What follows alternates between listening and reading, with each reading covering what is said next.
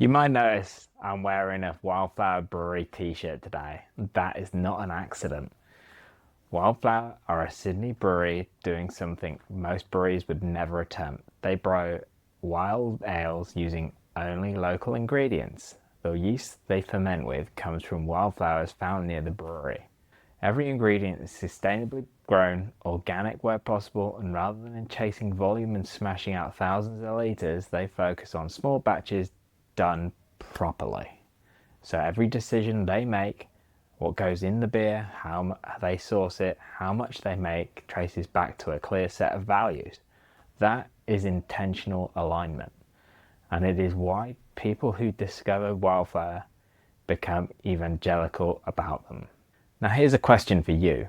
If someone asked you and your best employee what your business stands for, and then asked your newest customers the same question, would they give you the same answer? If the answer is probably not, that's not a communication problem. That's an alignment problem. And it is quietly costing you. Today, I'm going to show you how to build a brand that says the same thing from every corner of your business without spending $6 billion a year to do it. Because Coke does, and you do not have to.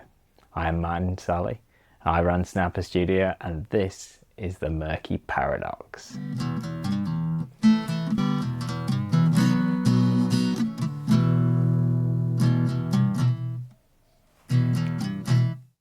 Let me tell you about Pepsi and Coke. Someone ran a blind taste test. No labels, no branding, just 2 cups of cola. The result? People preferred Pepsi consistently. And then they told people which drink was which. Suddenly, Coke was everyone's favorite again. That's not a product story. It's a brand story. The actual liquid in the cup was less powerful than the feeling attached to the label. The memory of cracking one open on a hot day, the Christmas ads, the red can, that psychological association is worth more than anything that happens in the actual factory. Now, you're not Coke, and neither am I. But that principle, that emotional connection drives reputation, and reputation drives buying decisions, and it works at every scale. It works for a solo founder just as much as it works for a billion-dollar beverage company. The difference is not budget, the difference is intentionality. Are you building your brand on purpose, or are you just letting it happen? Most businesses let it happen. That is why their brand is murky. Another story. I want to tell you about a business card. I met someone at a networking event who worked for a nationwide energy company. Let's just leave it there. They handed me their card and I put it in my pocket and forgot about it. Then I washed my trousers. The card came out completely intact. Not a wrinkle, not a smudge, perfect. And that only happens when a business card is laminated.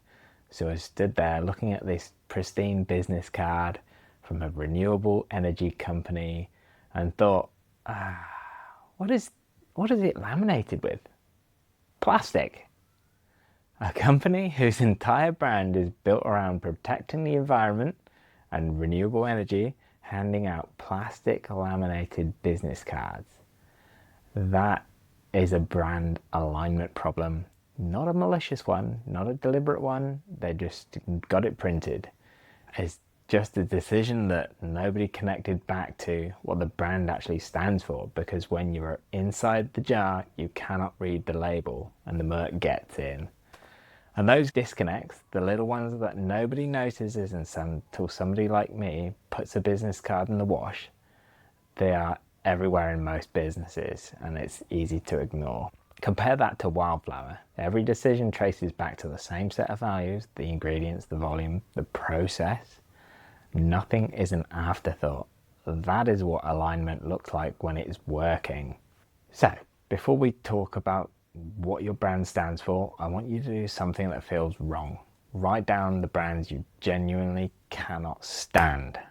Not just brands you find really annoying, brands those values do not align with yours, brands that ripped you off, under-delivered, or made you feel like a transaction rather than a person. Write them down. And then next to each one, write down why.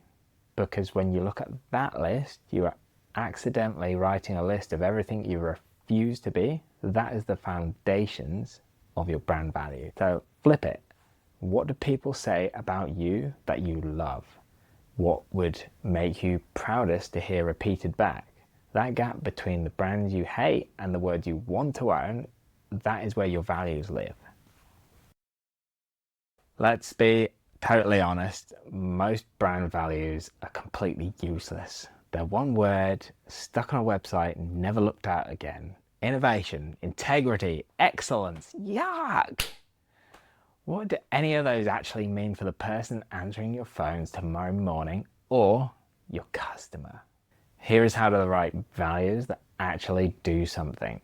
Make them actionable, not just words, statements, not integrity, but we tell clients the hard truth even when it costs us the job. Make them memorable, 3 to 5 maximum, like your sweet spot is 4, okay? If your team cannot recite them without looking, they are not doing anything. And make them specific to you. Anyone can claim innovation. What is your version of innovation? Yeah, something that is yours and only yours. Make them meaningful. Pull them from your why. If a value does not connect to the reason you started the business, cut it. And make them accessible.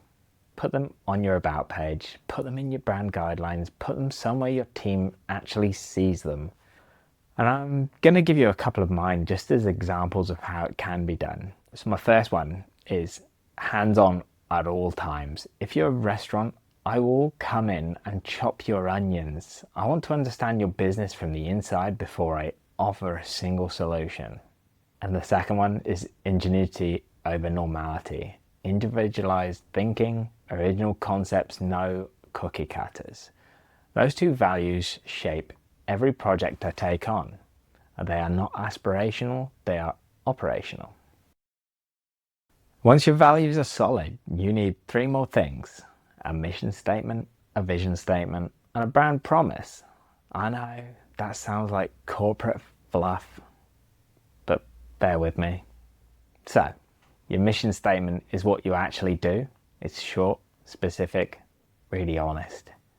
What you offer, who you offer it to, and what makes you better or different. It's 1 or 2 sentences. It doesn't need to be anything more. If it takes longer than that to say, it is not a mission statement, it's a business plan. And your vision statement, this is where you're going, not just for your business, but for the world you want to help create. This is the big one, the one that gets you out of bed when things are hard. Wildflower's vision is not to brew good beer. It is to show that Australian wild fermentation can produce world-class ales while supporting the local environment that makes those ales possible. That is a vision. It is bigger than the product and it shapes every decision they make. Think about who gives a crap. 50% of their profits go towards improving sanitation in developing countries. That is a vision statement in action. It takes a completely ordinary product, bog roll, toilet paper, and gives it a reason to exist beyond wiping your backside. Their customers are not just buying paper, they're buying into something. That's the emotional part. So what is that version for you? And then your brand promise. This is the bit most businesses mess up. Apple's is think different, not we make good computers. Think differently. That is a promise to inspire. It is actionable and measurable. Nike's is to bring inspiration and innovation to every athlete in the world. Then they footnote it. If you have a body, you're an athlete. It's inclusive, audacious, and completely clear on what they are committing to. Your brand promise needs to be 2 things: actionable and measurable. If you cannot tell whether you delivered on it, it's not a promise, it's a wish. So that's intentional alignment. Know what you stand against so you can define what you stand for. Write values that your team can actually use and build a mission, a vision, and a promise that pull in the same direction.